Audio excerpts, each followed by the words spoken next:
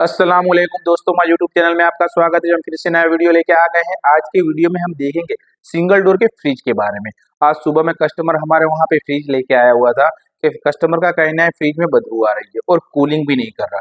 तो हमें सबसे पहले तो ऐसा लगा कि अगर समझिए कि ऑयल जैसी बदबू आ रही है तो फ्रीजर बॉक्स में क्या कस्टमर ने चप्पू लगाया। तो हमने उनसे पूछा कि क्या आपने फ्रिज आइस को निकालने के समय अगर चप्पू का यूज किया था, किसी चीज का यूज करके इसको निकाला था? तो कस्टमर का कहना नहीं, रात तक तो कंप्लीट कूलिंग था, लेकिन सुबह में देखा तो कूलिंग नहीं आया, तो फिर सिर्फ बदबू आ रही थी। तो हमने कहा आप वर्कशॉप पे लिए हम चेक कर देते हैं। सबसे पहले आया तो हमने क्या किया, इसको फ्रिज को ऑन करके चेक किया तो कंप्रेसर तो हमारा स्टार्ट था, लेकिन कूलिंग तो फिर भी नहीं कर रहा था, यानी गैस की प्रॉब्लम थी। फिर सबसे पहले हमने क्या देखा, यहाँ पे खोल के चेक किया इसको, तो हमने चेक किया कि कदाच इसको पता नहीं होगा कि किसी भी चीज को लग चुकी होगी। तो हमने एक बार देख लिया तो यहाँ पे किसी भी जगह पे क्या है, यानी चप्पू का निशान भी नहीं था, किसी भी चीज का वो नहीं था, फिर भी बदबू आ रहे थे। हमने एक बार क्या किया, इसको खोल के चेक करते हैं कि किसी दूसरी जगह पे भी लीकेज हो सकता है। ऐसा नहीं होता कि ज्यादातर टेक्नीशियन भाइयों को भी ऐसा ही होता है कि वो चप्पू लगाने से ही लीकेज होता है। कितनी बार ऐसा होता है कंपनी की कूलिंग कोयल खराब आने की वजह से भी क्या हो जाता है, हमारा फ्रीजर बॉक्स लीकेज हो जाता है। इसलिए हम क्या करेंगे, खोल के आपको दिखाएंगे कि यहाँ पे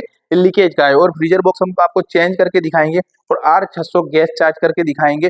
तो अगर आप भी हायर का अगर किसी कंप्लेन में जाते हो तो आप ये देखिए, आपको कूलिंग भी दिखाएंगे कितना हमें रिजल्ट मिला। अगर आप हमारे चैनल पे नए, प्लीज चैनल को सब्सक्राइब करें, वीडियो को लाइक करें, वीडियो को ज्यादा से ज्यादा शेयर करें। देखो सबसे पहले हमें क्या करना है, ये कंडीशन में क्योंकि हमने ऑन करके चेक किया था तो कंप्रेसर तो हमारा स्टार्ट है, लेकिन कंडेंसर की जो डिस्चार्ज लाइन से हीट नहीं आ रही है, यानी इसमें गैस की प्रॉब्लम है। तो सबसे पहले हमें क्या करना है, ऐसे तो प्रेशर भरना चाहिए, लेकिन हम एक बार चेक कर लेते हैं फ्रीजर बॉक्स को कि कहीं पे लीकेज तो नहीं है, क्योंकि बड़ा लीकेज होगा तो क्या हमें आइडिया आ जाएगा। इसके लिए क्या करना है, यहाँ पे डोर इसका टूट चुका है ऑलरेडी पहले से ही, तो हमें पहले इसको स्क्रू को खोल के इसकी फ्रेम को बाहर निकालनी है। फ्रेम को निकालने के लिए हम क्या करेंगे, टेस्ट या स्क्रू ड्राइवर की मदद से हमें दोनों स्क्रू को पहले निकाल देना है। देखिए ऐसे आप क्या कर सकते हो, कभी भी काम करने जाते तो आपको ऐसे काम कर देना, कस्टमर को समझाना है कि हमें प्रेशर भर के चेक करना है, उसके बाद हम आपको रिजल्ट देखिए। यहाँ पे देखिए ये नॉन इन्वर्टर फ्रिज, इसलिए थर्मोस्टेट स्विच है, ये LED लैंप है और इसकी ये इसका सेंसर है। जो इन्वर्टर मॉडल में भी थर्मोस्टेट स्विच का यूज किया जाता है, लेकिन ये नॉन इन्वर्टर फ्रिज है। उसके बाद हमने ये दो स्क्रू तो खोल दिए, हमने जो खोले वो फ्रेम के खोले। इसके बाद हमें खोलना है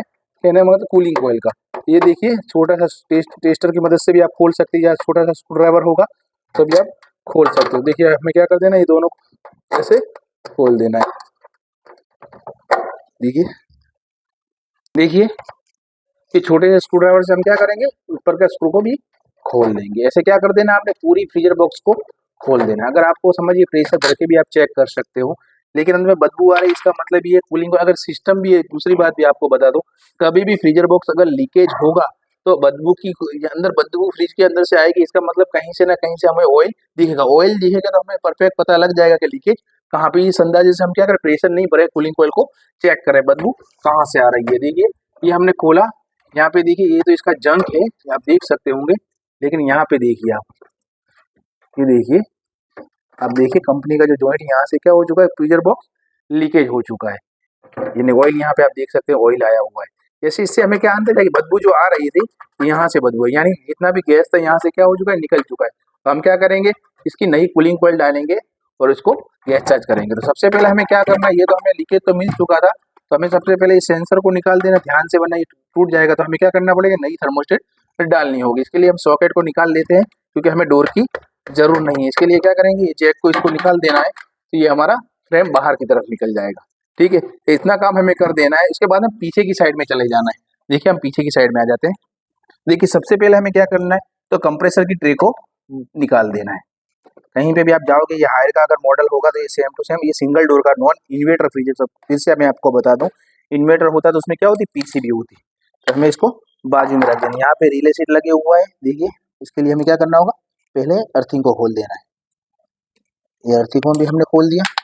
उसके बाद हमें रिले सेट को भी बाहर निकाल देना है। अगर फॉल्ट आपको नहीं मिला, लीकेज नहीं मिला, तो आपको क्या करना, प्रेशर भरना है, लेकिन हमें लीकेज मिल चुका था। इसके लिए हम क्या करेंगे, इसके जॉइंट बाहर निकालेंगे।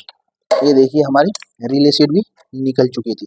अब हमें क्या करना था, एक बार देख लीजिए यहाँ पे गैसा जी, ये कस्टमर ने एक बार किया हुआ, ये कंपनी का जॉइंट नहीं है। आप कैपिलरी से क्या गैसेज किया और फिल्टर भी हमारा चेंज किया हुआ है। तो सबसे पहले हमें क्या करना है कि फिल्टर को अलग कर देना है।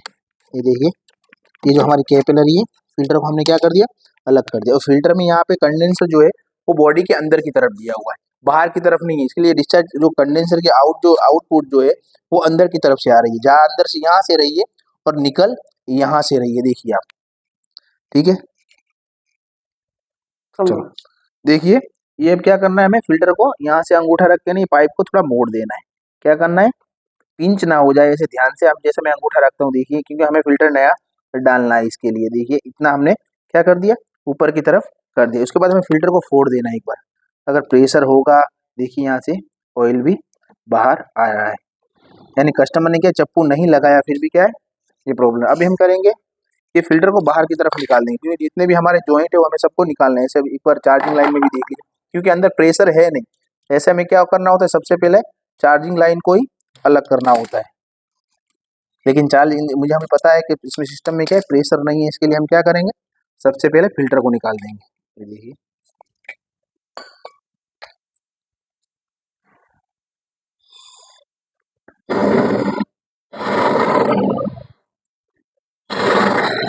हमें क्या करना है, फिल्टर को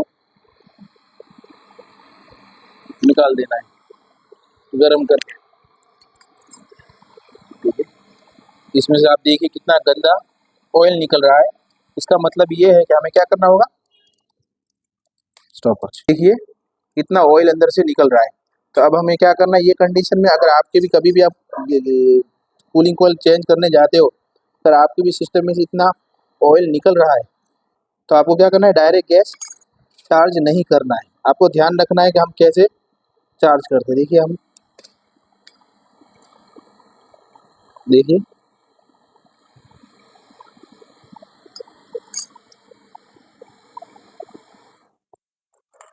देखिए कितना ऑयल अंदर से निकला है।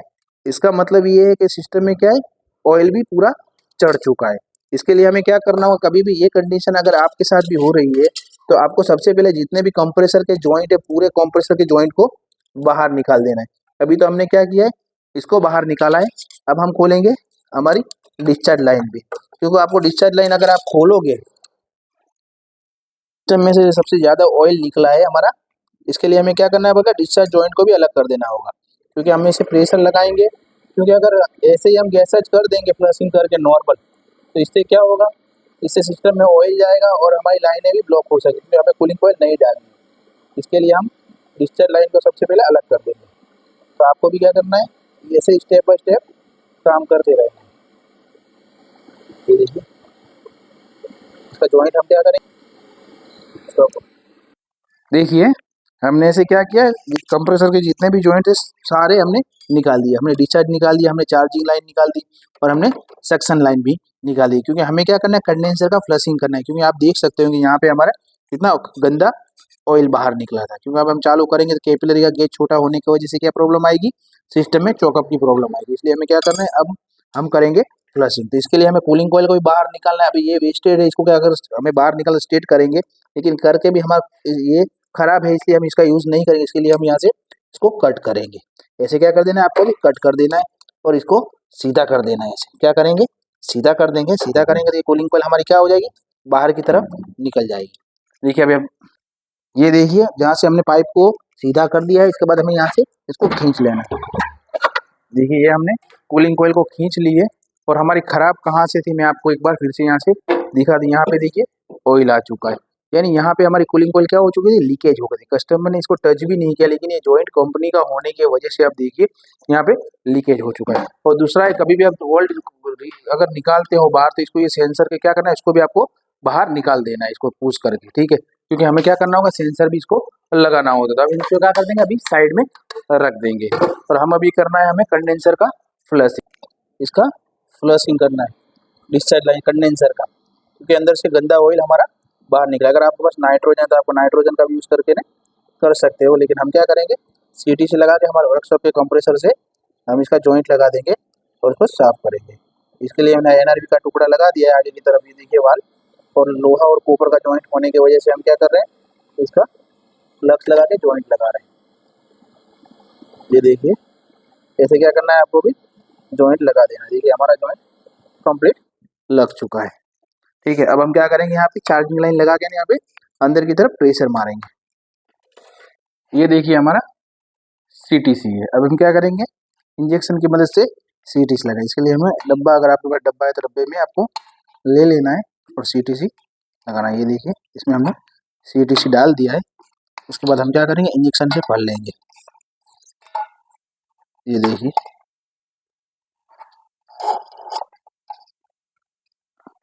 ये हमने इंजेक्शन में CTC भर लिया है। उसको हम साइड में रखेंगे और हम लगा देंगे यहाँ पे चार्जिंग लाइन। तो आपको भी NRV पे क्या कर देना, डायरेक्ट चार्जिंग लाइन लगा देनी है। देखिए थोड़ी इसको ढीली रखनी है। उसके बाद इंजेक्शन की मदद से हम क्या करेंगे, अंदर CTC हमारा लगा देंगे। देखिए ये पूरी चार्जिंग लाइन में क्या हो जाएगा, CTC हमारा बाहर की तरफ वहाँ पे आ चुका है। इसको नीचे रखेंगे थोड़ा और यहाँ से हम अब टाइट कर देंगे। तो हमारा जितना भी CTC होगा सारा डिस्चार्ज लाइन से अंदर की तरफ जाएगा। देखिए यहाँ पे थोड़ा आया था, हम इसको अंदर डाल देते, ये आ चुका है। इसके बाद हमें डिस्चार्ज लाइन पे इसका कनेक्शन कर देना है। ये हमारा वर्कशॉप का कंप्रेसर है। अब देखिए इसको क्या कर देना है, दोनों पाइपों को हमें टाइट कर देना है। ये भी टाइट हो चुकी है और ये भी। इससे भी जितना भी कंडेंसर में हमारा कचरा होगा पूरा बाहर की तरफ निकल जाएगा। अब हम क्या करेंगे, वर्कशॉप के कंप्रेसर को हम स्टार्ट करेंगे। तो आपको एक चीज़ ध्यान रखनी है, यहाँ पे कपड़ा रखना है, वरना क्या होगा, जितना भी ऑयल होगा वो बाहर बाहर की तरफ आएगा।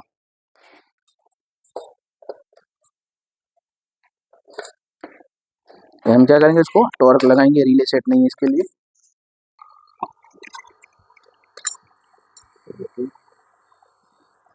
ये देखिए हमारा कंप्रेसर चालू हो चुका है। तो यहाँ से देखिए कितना गंदा पानी निकल रहा है, ठीक है, कितना ऑयल निकल रहा है। यहाँ से हमने कनेक्शन किया हुआ है, मैं आपको दिखाता हूँ दूर से। देखिए पूरा कपड़ा खराब हो चुका है। देखिए तो ऐसे का कभी भी आप काम करते तो आपको इस चीज़ का भी ध्यान देना है। अगर आप समझे ऐसे ही गैस चार्ज कर दे तो मेरा पूरा हाथ खराब हो चुका है। देखिए ऐसे क्या करना है, हमें CTC से फ्लशिंग करना है। जितना भी कंडेंसर में कचरा होगा सारा निकल जाएगा। उसके बाद ही क्या हो जाएगा, कंप्लीट हो जाएगा। एक दो बार हमें क्या करना है, ऐसे CTC मारना है। तो आप अगर ऐसे ही गैस चार्ज कर दो, कि ज़्यादातर टेक्नीशियन पे क्या करते हैं, इसको ऐसे फ्लशिंग करे बिना ही डायरेक्ट अगर आप डाल दोगे तो आपको कूलिंग कहाँ से मिलेगा, आपको कूलिंग मिलेगा ही नहीं। देखिए कितना गंदा ऑयल अंदर से निकल रहा है। तो हमें क्या करना है, ऐसे इसको साफ करते रहना है। जब तक बाहर निकल रहा है तब तक हमें क्या करना है, ये वर्कशॉप के कंप्रेसर से फ्लशिंग करते रहना है। ठीक है, जितना भी गारा है, जितनी भी खराबी है, सारी क्या हो जाएगी, बाहर की तरफ निकल जाएगी। ये देखिए कितना गंदा ऑयल निकल रहा है अंदर से। यानी ऑयल और पानी दोनों मिक्स जब हो जाता है तब इतना ही खराब ऑयल होता है। अगर नाइट्रोजन का आप यूज़ करें तो प्लीज़ नाइट्रोजन से भी आप फ्लशिंग कर सकते हो। ऐसे क्या करना है, एक दो बार हमें फ्लशिंग करेंगे तो हमारी एयर क्लीन हो जाएगी। देखिए हमने जो CTC लगाया था वो अब बाहर आ चुका है।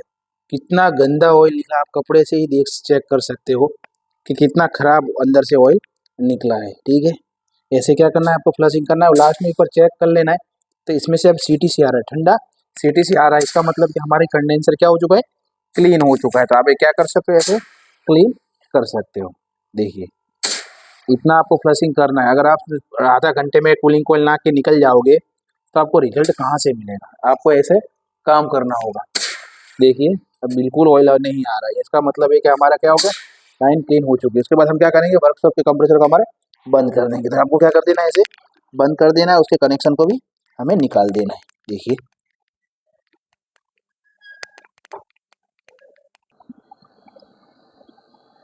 ये हमारा फ्लशिंग हो चुका था कंडेंसर का। उसके बाद हमने जैसा जॉइंट को ओपन किया था, ऐसे हम क्या करेंगे, इसको लगा देंगे।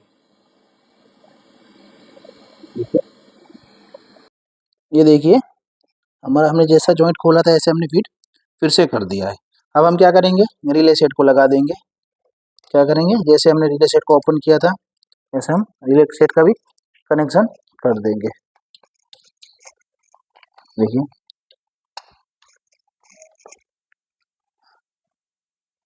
देखिए अब हम क्या करेंगे, फ्रिज को ऑन करेंगे। फ्रिज को ऑन करने के लिए ये हम प्लग लगाया और हम इसको स्टार्ट करेंगे। ये देखिए हमारा कंप्रेसर स्टार्ट हो चुका है और यहाँ से प्रेशर भी आ रहा है और ऑयल नहीं आ रहा। ठीक है, ऐसे क्या करना है हमें, एक बार प्रेशर भी चाहिए। इससे क्या होगा, अगर जॉइंट में रोड अंदर की तरफ गया होगा तो क्या हमें इस चीज़ का रिजल्ट मिल जाएगा। उसके बाद हमें इसको बंद कर देना है। बंद करके हम प्लग को बाहर निकाल देंगे। क्या करेंगे, एनआरबी का जॉइंट लगाएंगे जहाँ से हमें गैस टच करना है। जितने भी जॉइंट है इसके बाद हम लास्ट में कूलिंग कॉइल डालेंगे।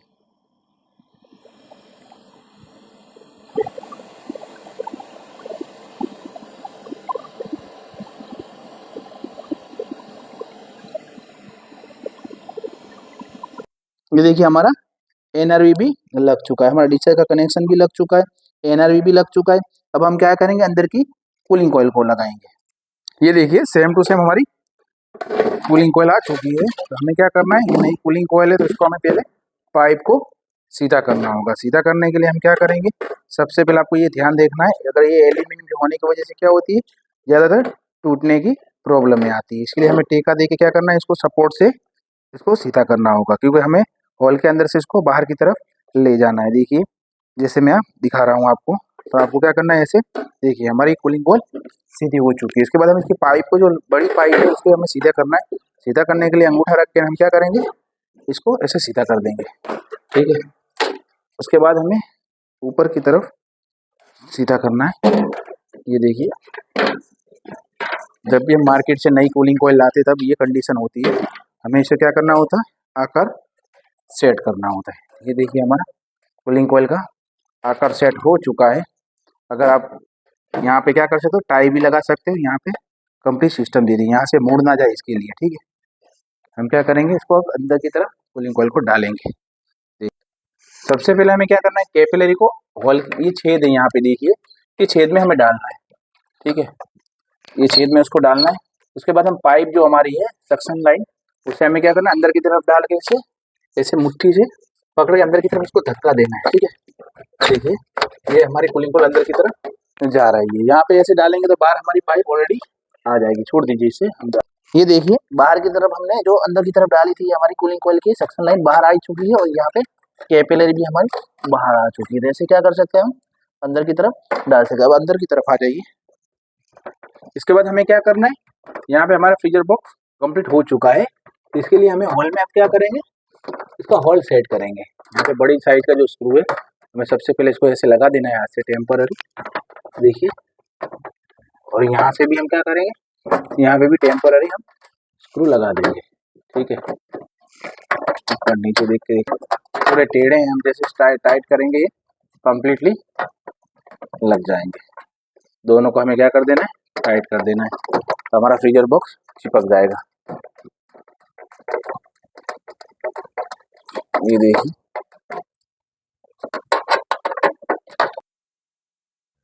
ऐसे हमें क्या करना है, छोटे स्क्रू ड्राइवर से फिट कर देना है। देखिए कम्प्लीटली हमारे फ्रीजर बॉक्स फिट हो चुका है। इसके बाद हम क्या करेंगे, उसकी फ्रेम लगाएंगे। फ्रेम के पहले सबसे पहले हमें जैक को लगाना होगा, जो हमने थर्मोस्टेट स्विच का ओपन किया था, और लैंप का।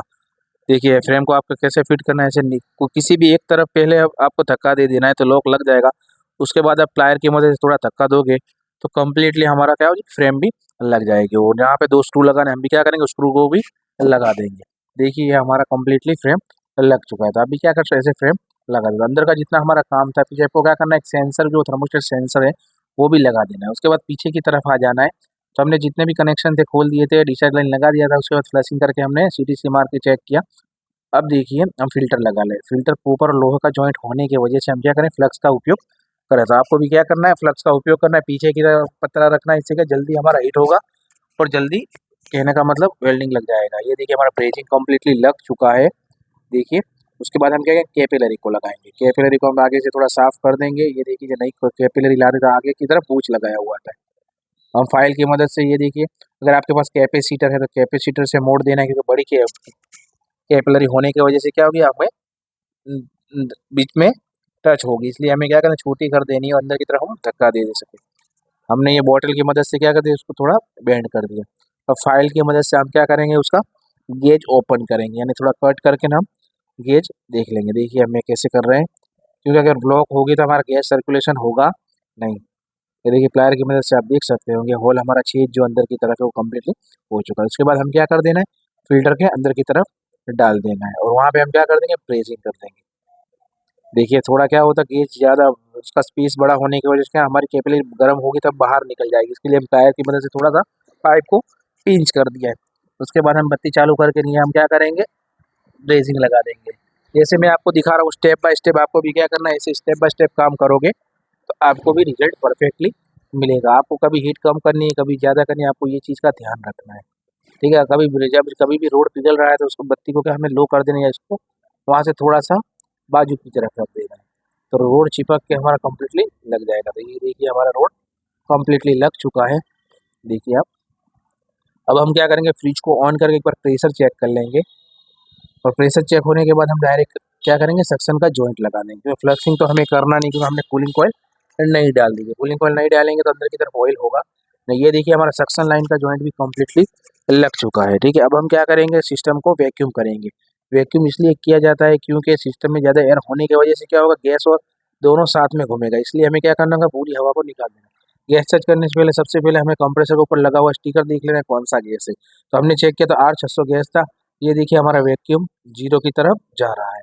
हमारा वैक्यूम वैक्यूम पंप खराब होने की वजह से क्या है कहने का मतलब हम कंप्रेसर से हमारा वैक्यूम पंप खराब हो चुका है, इसलिए हम क्या करें कंप्रेसर से वैक्यूम करें। 10 से 15 मिनट हमें क्या करना है वैक्यूम करना है और उसके बाद हम क्या करेंगे R600 हमारा जो गैस है वो डाल देंगे। सुई को नीचे की तरफ -30 की तरफ जाने देना है हमें।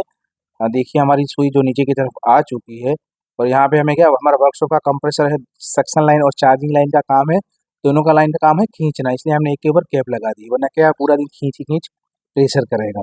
देखिए ये हमारा वैक्यूम कम्प्लीटली हो चुका है। उसके बाद हम क्या करना है पाइप की मदद से इसको ये देखिए टेम्परेचर मीटर हमने अंदर लगा दिया है। टेम्परेचर हमारा 29.5 है क्योंकि जब डाउन होगा तो हमें आइडिया आ जाए कूलिंग हमारा हो रहा है कि नहीं हो रहा। देखिए 29.2 हमारा अंदर का टेम्परेचर, उसके बाद मैं आपको दिखाऊंगा। ये देखिए वैक्यूम हो चुका है। उसके बाद हमने जो हमारा फ्लोरॉन की R600 गैस की बोटीन जो है हमारा उसमें हमें क्या करना है सबसे पहला गैस पर्ज करेंगे। पर्ज करने के लिए क्या करना होता है हमें बोतल को खोलना होता है। बोतल को खोलने के बाद यहाँ से कहने का मतलब चार्जिंग लाइन में जो एयर है उसको बाहर निकालना होता है, इससे क्या सिस्टम में पूरा गैस ही सर्कुलेशन कर सके। ये देखिए उसके बाद हम टाइट कर देंगे। हमें यहाँ से प्रेशर को निकाल दिया है, तो ऐसे क्या करना है आपको भी प्रेशर को निकाल देना, इससे क्या अंदर की तरफ एयर ना जाए। और हम धीमे धीमे क्या करेंगे अंदर की तरफ प्रेशर डालेंगे। अभी देखिए हमारा फ्रिज बंद है यानी इसे जो बोलते हैं स्टैंडिंग प्रेशर, हमें क्या करना है 40 से 45 प्रेशर अंदर डाल देना, उसके बाद ही हमें सिस्टम को चालू करना है। ये देखिए हमारा गैस अंदर की तरफ जा रहा है। हमारा वाल थोड़ा सा खराब होने की वजह से क्या है थोड़ा सा गैस बाहर की तरफ दिखाई दे रहा है। ये देखिए 40 प्रेशर हमारा हो चुका है। अब हम क्या करेंगे सिस्टम को ऑन करेंगे, ऑन करके हम हीट चेक करेंगे और कूलिंग भी चेक करेंगे। ये देखिए हमारा स्विच चालू हो चुका है। उसके बाद हमें लीकेज सॉल्यूशन ये जैसा ही हमारा कंप्रेसर स्टार्ट हुआ सुई नीचे की तरफ जाने लगी, इसका मतलब कि हमारा गैस सर्कुलेशन स्टार्ट होना शुरू हो चुका है। उसके बाद हमें लीकेज चेक करना है। लीकेज चेक करेंगे क्योंकि हमने जितने भी जॉइंट लगाए अगर लीकेज होगा तो क्या होगा हमारा गैस निकल जाएगा और हमारी दूसरी बार हमें गैस चार्ज करना पड़ेगा। हमें इस चीज़ का भी क्या करना होता है ध्यान रखना होता है। ये देखिए हमारी सिस्टम अभी नॉर्मल क्या है माइनस में जा रही है, तो चालू रखेंगे थोड़ी देर। ये देखिए डिस्चार्ज लाइन का जॉइंट हमें सबसे पहले लगाना है क्योंकि हमने फ्लशिंग करने के लिए भी ओपन किया था। उसके बाद एनआरवी वाल है वहाँ पे भी, उसके बाद हमारा सक्शन का जॉइंट और फिल्टर का जितने भी जॉइंट हमने कनेक्शन किए सारे जॉइंट को हमें बारीकी से चेक करने हैं। लीकेज हमारा नहीं है। हम थोड़ी देर इसको चालू रखेंगे, उसके बाद हमारा इसका टेम्परेचर देखेंगे। तो आप भी क्या कर सकते हो अगर आपको भी कभी है कि कूलिंग कॉइल को चेंज करना ठीक है, आप स्टेप बाय स्टेप ये काम कर सकते हो। तो आपको हमारा ये वीडियो कैसा लगा प्लीज़ कमेंट करके ज़रूर बताएं और ये वीडियो को ज़्यादा से ज़्यादा शेयर करें, इससे दूसरे भाइयों को इसकी इन्फॉर्मेशन मिल सके। हमने ये वीडियो में आपको जीरो से समझाया है कि कैसे आपको गैस चार्ज करना है, कैसे ब्रेजिंग करना है, सारी डिटेल फुल में बताई। इसके बाद हम टेम्परेचर देखेंगे, टेम्परेचर मीटर में कितना हुआ। ये देखिए 23.8 धीमे कम होने लगा है क्योंकि हमने जब देखा था वो 26, तो देखिए 21.9 होने लगा, यानी हमारा कूलिंग अंदर आना स्टार्ट हो चुका था। आप भी क्या कर सकते हैं ऐसे स्टेप बाय स्टेप कहने का मतलब काम करके ना रिजल्ट ला सकते हैं। ये वीडियो को ज़्यादा से ज़्यादा शेयर करें।